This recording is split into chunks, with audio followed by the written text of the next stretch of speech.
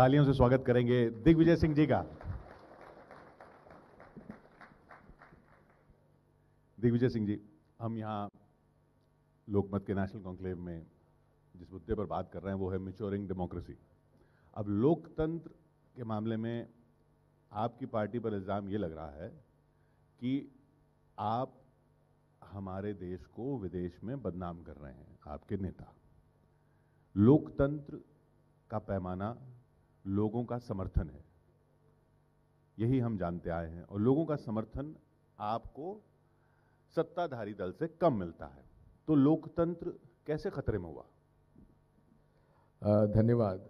सबसे पहले तो आपकी प्रेजेंटर ने मुझे कहा है फसादी हूँ मैं। दर्दा फैमिली से मैं बहुत पिछले 35-40 साल से संबंध में रहा है, लेकिन कौन सा फसाद मैंने किया थोड़ा सा मैं आप लोगों से जानना चाहता हूँ। आपसे भी मेरा परिचय है पुराना, और दर्दा फैमिली से भी है। मैंने अपने जीवन में कहीं फसाद नहीं किया, लेकिन फसादियों से लड़ाई में जरूर लड़ता रहा हूँ, वो अपने सामने है। देश में लोकतंत्री परंपरा कोई नई नहीं है। हजारों वर्षों से लोकतंत्री परिवार हमारी परंपरा देश में रही है। और ये जो बात आपने कही है कोई पहली बार नहीं हो रहा है। इमरजेंसी में भी कई लोगों ने जाकर अभिव्यक्ति का जो स्वतंत्रता है उसके बारे में बार बात की थी। स्वयं अरुण जेटली जी ने भी 2015 में पार्लियामेंट में इस बात को कहा था कि ये कोई बड़ी बात नहीं है, ये विचारों की अभिव्यक्ति है, कोई अगर बात बाहर जाके कहता है तो उसमें आपत्ति नहीं होना चाहिए। मेरे पास 7 प्रमाण हैं जहां नरेंद्र मोदी जी ने विदेशों में जाकर कांग्रेस के और पूर्व की सरकारों के खिलाफ बोला है, जिसमें अटल जी की सरकार भी शामिल है। टोरंटो में कहा 1 अप्रैल 2015 में, जिनको गंदगी खत्म करनी थी गंदगी करके चले गए, हम सफाई करने जाएंगे। पिछले 7 वर्षों की धूल हम साफ करेंगे, जिसमें अटल जी के कार्यकाल का भी जिक्र है। भारत एक विशाल देश है जहां समस्या पुरानी है और सफाई में समय लगेगा, लेकिन हमारा मिशन स्किल इंडिया का है, न कि स्कैम इंडिया का। ये क्या उन्होंने नहीं कहा? अप्रैल में ही फिर कनाडा में उन्होंने अप्रैल में कहा कनाडा आने में भारत के पीएम को 42 साल लग गए। क्या ये कहने वाली बात थी? फिर जर्मनी दौरे के समय उन्होंने कहा 2014 में भारत में दशकों की अस्थिरता समाप्त हो गई। 2015 शंघाई में कहा पहले आपको भारतीय होने पर शर्म आती थी। मैं तो उन्हीं से पूछता हूं कि आपको भारत में पैदा होने में कोई शर्म आई थी क्या, मोदी जी? फिर दक्षिण कोरिया में उन्होंने कहा पहले मुझे और तमाम लोगों को शर्म आती थी कि कैसा देश है जहां हम पैदा हो गए। जरूर पिछले जन्म में कोई पाप किए होंगे, लेकिन अब हमें गर्व होता है। फिर चीन यात्रा में 2015 पिछले 30 वर्षों में अधूरे काम पड़े तो उनको मैं पूरा कर रहा हूं। फिर मस्दर शहर में संयुक्त अरब यूएई में जाके कहा कि उनकी सरकार के पास विरासत की समस्याएं थी और उनकी तत्काल प्राथमिकता उन परियोजनाओं को शुरू करने की होती जो पिछली सरकारों ने अनिश्चितता और सुस्ती से रुकी हुई थी, जबकि हाईएस्ट ग्रोथ रेट 2014 से 2014 के बीच में रही है। 2015 में उन्होंने कैलिफोर्निया में कहा हमारे देश में राजनेताओं के खिलाफ भ्रष्टाचार के मामलों को सामने आने में ज़्यादा दिक्कत नहीं आती है। किसी ने 50 करोड़ रुपए कमाए, किसी के बेटे ने 250 करोड़ और किसी की बेटी ने 500 करोड़ बनाए। तो ये पहली बार नहीं हो रहा है, लेकिन एक बात जरूर पहली बार हो रही है कि स्वयं सत्ता पक्ष राज्यसभा में leader of the house, Lok Sabha में राजनाथ सिंह जी राहुल गांधी जी पर आरोप लगा रहे हैं और उनसे माफी मांगने की मांग कर रहे हैं, और सदन नहीं चल रहा है, खुद वही नहीं चलने दे रहे हैं। भाजपा के सांसद लोग सदन नहीं चलने दे रहे हैं। मैं उनसे पूछना चाहता हूं कि आप स्वयं इस बात को देख रहे हैं कि हम लोगों पर आरोप लगता था कि हम सदन नहीं चलने दे रहे हैं, हजारों करोड़ रुपए खर्च हो रहे हैं, ये सब कुछ है। लेकिन अब क्या हो रहा है? बेसिकली बात यह है कि भारतीय संविधान में जिसको भरोसा है वो कभी ऐसी बात नहीं करेगा जो आज कही जा रही है। इसी के साथ साथ अगर आप देख लें तो अनेक उदाहरण हैं, निर्दोष लोगों को जेल में ठूसा गया, जमानत नहीं हो पाई। भीमा कोरेगांव में एक प्रकरण हुआ जिसमें लोगों ने अपनी बात कही, लेकिन उनको 3.5 साल तक जेल में बंद रखा और जमानत नहीं होने दी। उसमें कौन? जो एमिनेंट सिविल राइट एक्टिविस्ट थे। उसमें से एक ही उदाहरण दूंगा, सुधा भारद्वाज जी का।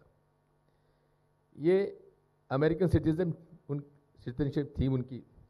अमेरिकन सिटीजनशिप छोड़ के वो आईआईटी के यहाँ से, कानपुर से उन्होंने ग्रेजुएशन किया और सिटीजनशिप छोड़ के उन्होंने क्या किया? छत्तीसगढ़ के जंगलों में आदिवासियों की सेवा की। ऐसे सिविल राइट एक्टिविस्ट को और ऐसी भद्र महिला को उन्होंने 3.5 साल तक जेल में बंद रखा। ऐसे अनेक प्रकरण है, मैं उसका समय आपसे नहीं लूंगा, लेकिन बात यही है कि लोकतंत्र में और भारतीय संविधान में हर व्यक्ति को अपनी बात कहने का अधिकार है। आप स्वयं बहुत वरिष्ठ पत्रकार हैं। कप्पन सिद्दीकी की बात मैं करता हूं। उसका दोष इतना था कि वो अपनी मैगजीन के लिए हाथरस के रेप केस में जाकर उसकी रिपोर्ट कर रहा था। उसको 2 साल तक जेल में बंद रखा। ये सारे उदाहरण जो हैं ये दिए जा रहे हैं, आप प्रेस कॉन्फ्रेंसेस भी कर रहे हैं, लेकिन मैं फिर मूल सवाल पे आता हूँ। पैमाना तो जनता का समर्थन है ना, एक बार नहीं, एक इलेक्शन नहीं ना, मतलब बार बार लगातार एक ट्रेजेक्ट्री है जिस पे जनता का समर्थन उनको मिल रहा है। तो उसके पहले 2014 के पहले जो ट्रेजेक्ट्री क्या थी 1947 से, तो फिर उसको आप उसके साथ क्यों जोड़ रहे हैं? नहीं, उसको नहीं जोड़ रहे हैं। हम कह रहे हैं कि जब उनको समर्थन मिल रहा है तो लोकतंत्र खतरे में कैसे? नहीं, बात लोकतंत्र के खतरे की, हमारी बात दूसरी है। मैं आपसे पूछना चाहता हूं कि जिस तरह से विधायक खरीदे जा रहे हैं, खुलेआम सरकारें गिराई जा रही हैं, जनमत को नकारा जा रहा है, उसका उदाहरण आपके सामने नहीं है क्या? ऐसे कोई उदाहरण देखने को आपको पहले मिले जहां आप खुलेआम खरीद हुई जीते, आप अपने राज्य में खुद जीते चुनाव, आपकी पार्टी के लोग छोड़ के चले मैं गए। वही कह रहा हूं, क्यों छोड़ के चले गए? एक विधायक को 25 से 50 करोड़ रुपए दिए गए, साफ है वो लोग छोड़ के गए, सिर्फ पैसे के लिए छोड़ के गए। बिल्कुल। और वही मैं आपसे एक बात पूछता हूं, दूसरा, जो लोग पर भारतीय जनता पार्टी आरोप लगाती है कि बेईमान है, भ्रष्ट है, इनको जेल होना चाहिए, हेमंत बिस्वा शर्मा भाजपा में गए, वॉशिंग मशीन में गए, साफ हो गए, ईमानदार हो गए। कांग्रेस संगमा अभी कैंपेन में अमित शाह जी उन पर आरोप लगा रहे हैं भ्रष्टाचार का, अब उनके साथ मिलकर वो सरकार बना रहे हैं और श्रेय ले रहे हैं कि हमने सरकार बना ली। तो यही लोकतंत्र है क्या? मैं फिर वही कह रहा हूं कि ये सब तो जनता भी देख रही है, लेकिन फिर भी उनके साथ है, फिर भी आपको नकार रही है। देखिए, नकार नहीं, मैं आपसे बात करता हूं, 2 बाई इलेक्शन की बात करता हूं। एक बाई इलेक्शन हुआ आपका बंगाल में, जहां कांग्रेस पार्टी करीब 50 साल बाद हम वो सीट जीते हैं। पुणे बीजेपी की सीट थी, वहां हम लोग इस बार चुनाव जीते हैं। तो ऐसा नहीं है, एक वो जमाना भी था जहां भाजपा 2 सीटें रह गई थी, लेकिन ये बात थोड़ी कि पार्टी कोई खत्म हो जाती है। अभी पिछले आपकी पार्टी खुद जीती, मध्य प्रदेश जीती, छत्तीसगढ़ जीती, राजस्थान जीती हम लोग, अभी हम लोग हिमाचल जीते। आप हिमाचल जीते, तो फिर लोकतंत्र है। बात वही है। मेरा ये आपसे कहना है कि जिस प्रकार से भारतीय जनता पार्टी लोगों को जिस प्रकार से प्रताड़ित कर रही है, आज ईडी, आईटी, सीबीआई, पता नहीं लोकमत पे छापे पड़े कि नहीं पड़े, क्योंकि उनका तो लोकमत पुरानी कांग्रेसी परंपरा के हैं, लेकिन एक बात मैं आपसे कह सकता हूं कि जिसने मोदी के खिलाफ बात की उन पर ईडी, आईटी, सीबीआई लगी, और जिन पर ईडी लगी हुई थी भाजपा में गए तो उन्हें माफ कर दिया। नारायण राणे मंत्री भी बन गए, उनके ऊपर पहले छापे पड़े। आपके सुधांशु अधिकारी, उसके बाद आपके मुकुल रॉय, ऐसे अनेक प्रकरण हैं। आप कह रहे हैं प्रताड़ित होकर लोग जा रहे हैं। ज्योतिरादित्य सिंधिया के बारे में तो ये कहा जाता है वो आपसे प्रताड़ित होकर गए। देखिए, जहां तक ज्योतिरादित्य सिंधिया का सवाल है ये आप उन्हीं से पूछिएगा। उन्होंने कभी ये नहीं कहा कि मुझसे प्रताड़ित होकर गए हैं। आपसे मतलब कांग्रेस? मेरी बात से आप पूछ रहा हूं, उनसे कभी ये प्रश्न पूछ लीजिएगा कि वो उनके भाषण उनके आप सुन लीजिए। 2020 के पहले एक हफ्ते पहले उन्होंने सरकार की प्रशंसा की कि हमने कर्जा माफ किया, और कर्जा माफी के उन्होंने प्रमाण पत्र बांटे करेरा में, और एक हफ्ते बाद चले गए। एक हफ्ते में सरकार इतनी खराब हो गई क्या? तो इसको क्या कहेंगे आप? क्यों छोड़ गए आपको? ये अवसरवादिता और भारतीय जनता पार्टी का प्रलोभन। और गुलाम नबी आजाद जी, गुलाम नबी आजाद को भी आप जान लीजिए कि गुलाम नबी आजाद को कहां से कहां पहुंचाया कांग्रेस पार्टी ने नहीं पहुंचाया, और क्या कारण रहा को चले गए? कभी आपने उनसे पूछा? बात यह है उन्होंने जो बात कही थी वो सारी बातें तो कांग्रेस कर रही है। चुनाव करवाए, उसके अंदर उसमें उनको आपत्ति नहीं होना चाहिए थी। इसी के साथ साथ 2017 में उन्होंने इस प्रस्ताव रखा था कि चुनाव वर्किंग कमेटी के नहीं होना चाहिए, अध्यक्ष को अधिकृत कर देना चाहिए। बात यही है, अंदरूनी बात क्या है ये आप पता लगा लीजिए। वही पता लगाने की कोशिश कर रहा हूं। उस भाव में जिस दिन गुलाम नबी आजाद साहब का टर्म खत्म हो रहा था और उन्हें मतलब नॉमिनेशन नहीं हुआ था, तो भावुक होकर नरेंद्र मोदी जी की आंखों से आंसू टपकने लगे, गला भर आया। उसी प्रकार गुलाम नबी आजाद साहब की तरफ से भी गला भर आया। तो आप समझ सकते हैं कहीं ना कुछ बात तो हुई होगी ना। तो ये आपके ही नेता थे ना, आपके नेता? जी हाँ, आप ही के पार्टी के नेता अगर इस तरह से बह जाते हैं, भावनाओं में बह जाते हैं और दूसरी प्रलोभन। और अब क्या हो रहा है, अकेले छूट गए हैं कश्मीर में, सारे लोग छोड़ के कांग्रेस में आ गए वापस। नहीं तो पर आपसे पहले वोटर गए, फिर कार्यकर्ता गए। देखिए वोटर देखिए, झूठ बात ये मत कही वोटर गए। हाँ।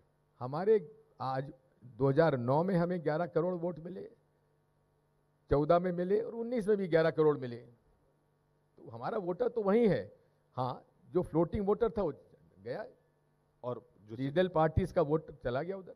और ये सिस्टम तो पहले से चला आ रहा है ना। जब आप, मैं आपसे वही कह रहा हूं, लोकतंत्र जो है ये सब भारतीय संविधान पे चलता है, और भारतीय संविधान के जो प्रावधान है उन पर हमें कुठाराघात होता लगता है, इसलिए हम इस बात को कहते हैं। अब जैसे राहुल गांधी जी, उन्होंने हिंडनबर्ग रिपोर्ट के ऊपर अपना भाषण दिया, पूरा भाषण ही उड़ा दिया उन्होंने, पूरा एक्सपेंस कर दिया। जब वो बोलते हैं तो कई बार माइक बंद कर देते हैं। ये तो हुआ है, कोई बात नहीं, कौन सी नई बात की है। और आज के तकनीकी युग में आप कोई बात अभी आप यहाँ कर रहे हैं तो क्या ऑनलाइन कोई यूएसए में या जर्मनी में या ऑस्ट्रेलिया में सुन नहीं रहा होगा? तो इस तकनीकी युग में ये कहा जाए कि आपने वहाँ जाके ऐसी बात क्यों कही? अरे कौन सी नई बात कही है जो राहुल गांधी जी ने भारत में नहीं कही हुई है, जो आज इस बात में इतनी हल्ला मचाया जा रहा है? नहीं, उन्होंने ये भी कहा ना कि अमेरिका और यूरोप जैसे देश क्या कर रहे हैं जब वहाँ लोकतंत्र नहीं है, तो उनसे क्यों कह रहे हैं जाके? देखिए बात यह है, उनको अपनी बात कहने का अधिकार है। कौन से कानून का उल्लंघन हुआ है? नहीं पर मैं कौन से भारतीय संविधान के कौन से आर्टिकल का उल्लंघन उन्होंने किया, बताइए जरा। कौन सा कानून का उल्लंघन उन्होंने किया जो माफी मांगे या उन पर कार्रवाई करें? तो उनका अमेरिका, यूरोप और दूसरे देशों से ये कहना कि भारत में लोकतंत्र नहीं है, आप क्या कर रहे हैं, वो सही है? भारतीय लोकतंत्र को फासिज्म की तरफ ले जाया जा रहा है। जिस प्रकार से लोगों को बिना किसी प्रकरण के झूठा सताया जा रहा है और उन पर पॉलिटिकल हथियार के रूप में ईडी, आईटी, सीबीआई का उपयोग किया जा रहा है, और उन्हें फिर जो उनके भाजपा में चले जाते हैं उनको छोड़ दिया जाता है। इसी प्रकार से अनेक प्रकार उदाहरण हैं जिनको मैं दे सकता हूं। ये इतनी बार बात होती है कि इंट्रोस्पेक्शन करना चाहिए कांग्रेस पार्टी को, कांग्रेस पार्टी भी कहती है हम विचार करते हैं। क्या आपको नहीं लगता कांग्रेस पार्टी के पास, विपक्ष के पास एक ऐसा चेहरा नहीं है नेताओं के पास जो वो पोस्टर पर लगाएं जिनसे उनके वोट बढ़ें? किशोर जी, ये पार्लियामेंट्री फॉर्म ऑफ गवर्नमेंट है, डेमोक्रेसी है हमारी। ये प्रेसिडेंशियल फॉर्म ऑफ गवर्नमेंट नहीं है।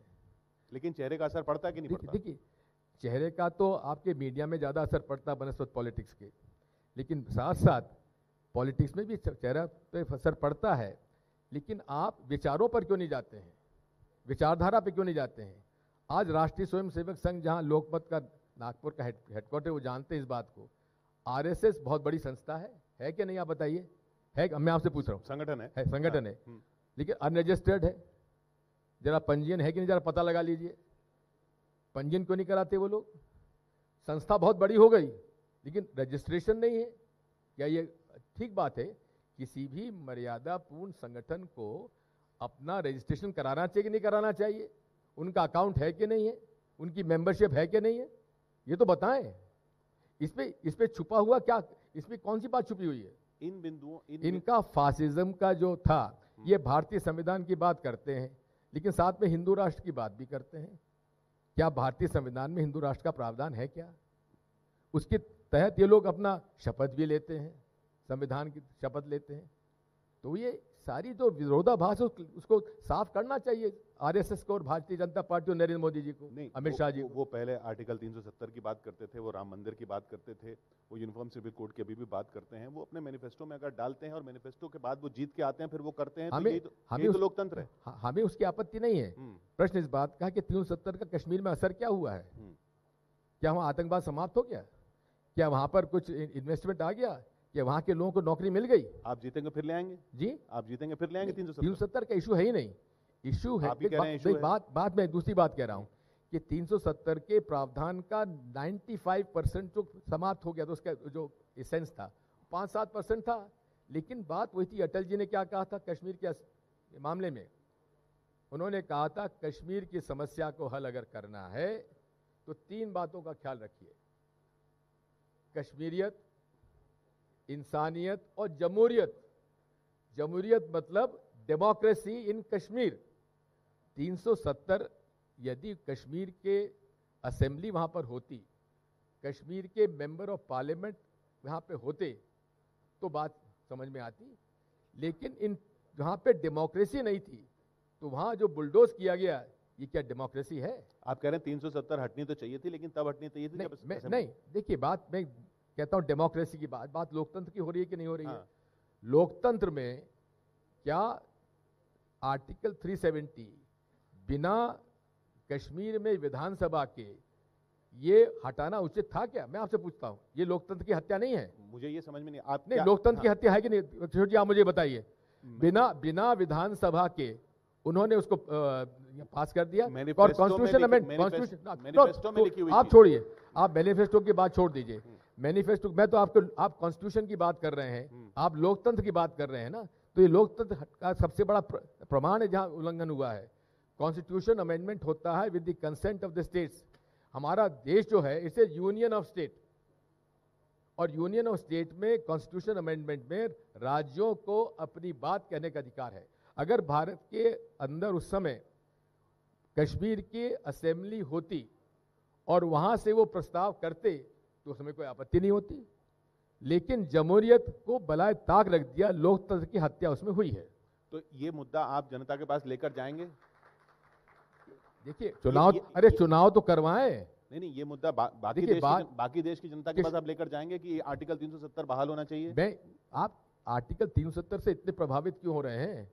आप सुन लीजिए, आर्टिकल 370 से आपने समाप्त कर दिया, हालांकि अनडेमोक्रेटिकली किया है, लेकिन वहां के आतंकवाद समाप्त हो गया क्या वहां पर कोई इन्वेस्टमेंट आया है? सुनिए, और वहां क्या लोगों, कश्मीर के लोगों को रोजगार मिला है क्या?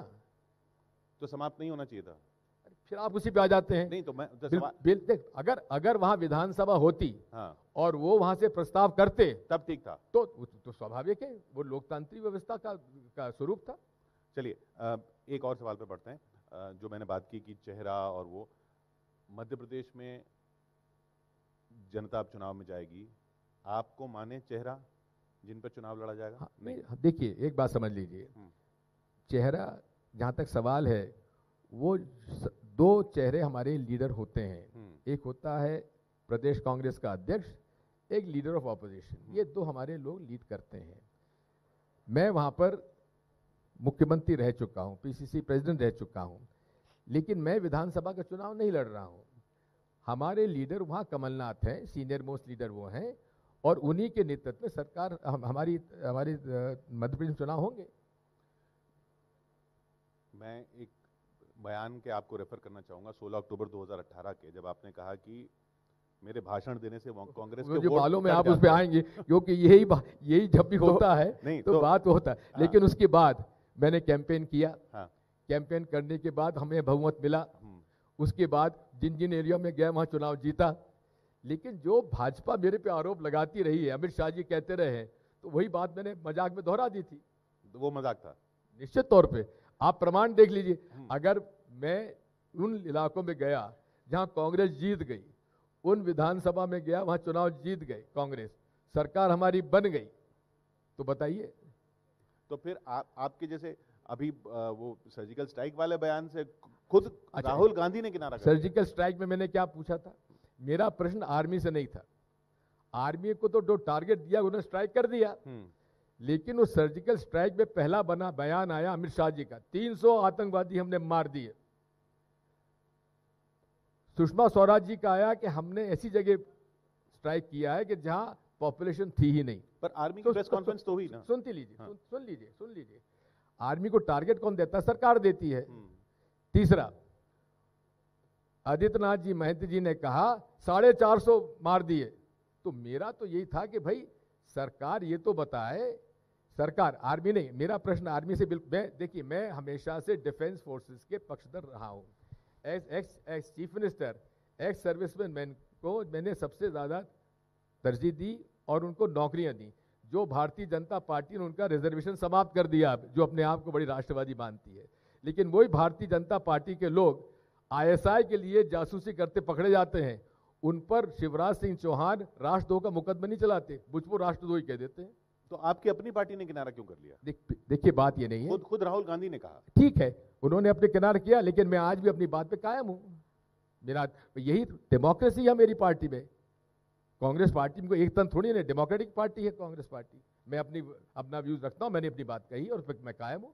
मेरा प्रश्न था सरकार से, मोदी जी से, डिफेंस मिनिस्टर जी से, अमित शाह जी से, आदित्यनाथ जी से, कि आपने ये तो बता दीजिए कितने लोग मारे।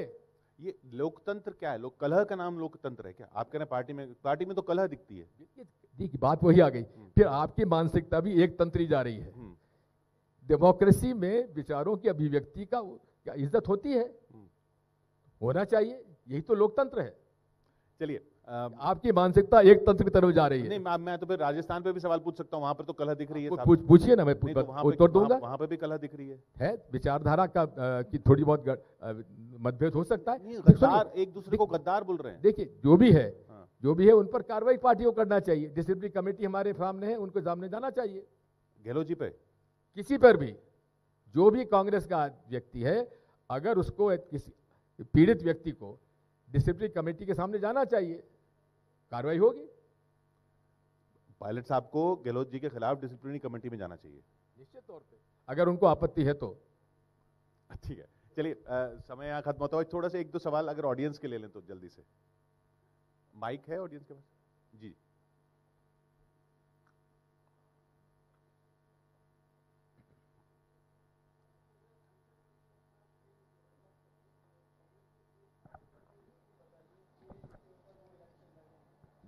में 2024 में किस मुद्दे पे इलेक्शन लड़ेंगे आप? सर कोई भी ऐसे 3 जो हम लोग को इफेक्टिव हो। जी सर कोई भी ऐसे 3 मुद्दे बता दीजिए जिनके ऊपर 2024 में कांग्रेस इलेक्शन लड़ेगी। कांग्रेस पार्टी ने 2019 में भी एक हम लोगों ने वादा किया था, अगर पार्टी हमारी चुनकर आती है तो वो सारे परिवार जिनकी आय एक सीमा से कम है उनको प्रति माह 6,000 रुपये दिए जाएंगे उन परिवारों को जो गरीबी रेखा के नीचे हैं, जिससे कि वो अपना परिवार का पालन पोषण कर सकें। एक इसी के साथ साथ रोजगार के लिए भी पूरी तरीके से हमारी क्या योजना थी उसका उल्लेख किया गया था। महंगाई आज जो है उससे कई ज़्यादा कम महंगाई 2004 से 2014 के बीच में थी, जबकि जो ग्रोथ था, जो हमारी आर्थिक विकास था, वो कहीं बेहतर था जो आज है। इसलिए हम लोग महंगाई के खिलाफ, बेरोजगारी के खिलाफ और साथ में हम गरीबों को किस प्रकार से अधिक उनकी अर्थव्यवस्था सुधार सकें, किस प्रकार से हम लोग और उनके खर्चे कम कर सकें, ये हमारा प्रयास होगा। सर, इसमें हेल्थ सेक्टर का जिक्र आपने नहीं किया। जी सर, हेल्थ फैसिलिटी के लिए क्या करेंगे आप? हेल्थ फैसिलिटीज़ के बारे में मैं राजस्थान को आपका उदाहरण देता हूँ। राजस्थान में उन्होंने जो स्कीम लागू की है उसमें 25 लाख तक का खर्चा सरकार बेयर करेगी, और इसी तरीके से हम लोगों ने हमारे अन्य राज्यों में भी इस बारे में हम लोग योजना बना रहे हैं। Thank you sir. चलिए, अंत में, क्योंकि समय आपको भी पार्लियामेंट निकलना है, आपको अपने इलाके में हिंदूपति राजा कहा जाता है, हिंदू राष्ट्र क्यों नहीं होना चाहिए? बात यह है, संविधान में हिंदू राष्ट्र है क्या? इसलिए नहीं होना चाहिए। सुन लीजिए, बात यह है कि नेपाल में 95% हिंदू हैं। वहाँ की कॉन्स्टिट्यूट असेंबली में उन्होंने ये बेहतर समझा कि हमें एक सेक्युलर सोशलिस्ट रिपब्लिक होना चाहिए, ना कि हिंदू राष्ट्र। आपने इस्लामिक राष्ट्र, आपने पाकिस्तान का देख लिया, क्या हालत हो रही है वहाँ पाकिस्तान का। ये हिंदू राष्ट्र जो है, ये देश सबका है। इतनी विविधता किसी और देश में आपको नहीं मिलेगी। यहाँ हिंदू हैं, मुसलमान हैं, सिख हैं, ईसाई हैं, बौद्ध हैं, जैन हैं, पारसी हैं। ऐसी विविधता के देश में ये संभव नहीं है जो ये कल्पना की जाती है। ये संभव नहीं है या होना नहीं चाहिए? देखिए, ये संभव नहीं है, ये देश के हित में नहीं है, क्योंकि सबको समान अधिकार देना ही लोकतंत्र है। सबके समान अधिकार और सबका उनका अवसर, ये ही लोकतंत्र का एक आधार होता है। किशोर जी एक सवाल इधर। किशोर जी इधर। दिग्विजय जी, मैं आदेश रावल लोकमत से। मेरा सवाल ये है कि जब आप कांग्रेस अध्यक्ष के उम्मीदवार बने थे, आपको कोई इशारा हुआ था या आप खुद से ही चाहते थे कि मैं चुनाव लड़ूं कांग्रेस अध्यक्ष का? जहाँ तक मेरा सवाल है, मैंने हमेशा से जो हमारे पार्टी का जो एक आदेश है उसका पालन किया है, और मैं चाहे मुझसे जो कुछ भी आप समझ लें, लेकिन आज तक मेरा एक भी बयान पर मुझे नोटिस नहीं दिया गया है। तो इसलिए इतना तो मैं कह सकता हूं कि जो मैं करता हूं या कहता हूं, ये पार्टी विरोधी कभी नहीं हो सकता, पार्टी के हित में हमेशा होता है। जब मुझे मालूम पड़ा कि मल्लिकार्जुन खड़गे जो मुझसे सीनियर हैं और मुझसे ज़्यादा अनुभवी हैं, वो अगर फॉर्म भर रहे हैं तो फिर मैंने मना कर दिया। धन्यवाद। बहुत बहुत शुक्रिया हमारे साथ यहाँ लोकमत के नेशनल कॉन्क्लेव में जुड़ने के लिए और अपने ही अंदाज में अपनी बात रखने के लिए दिग्विजय सिंह।